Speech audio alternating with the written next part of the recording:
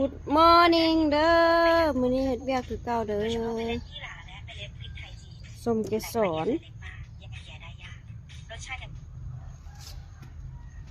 ส้มเกสรเลือกส้มกกที่ยังบ่มี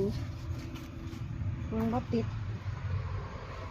เลือกส้มกกที่ยังบ่ทันติด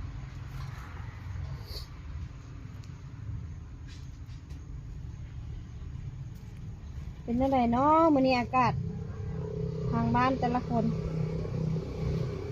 แข่งแมงจันทร์มื้อนี้อากาศครึมๆเด้อฟ้าบดบ่มีฝนแต่บดมีแต่ฟ้าบดจะเอาให้เบิ่งตะเวนบ่เห็นตะเวนเห็นบ่เห็นตะเวนมื้อนี้น่ะมีแต่ขี้เฟือกพวกนี้บ่มีมากมื้อนี้มื้อที่5ละบ่มีมากนี่ก็กินแล้ว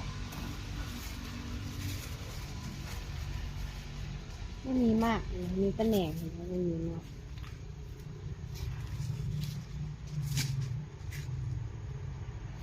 เรียกกันเด้อบ๊ายบาย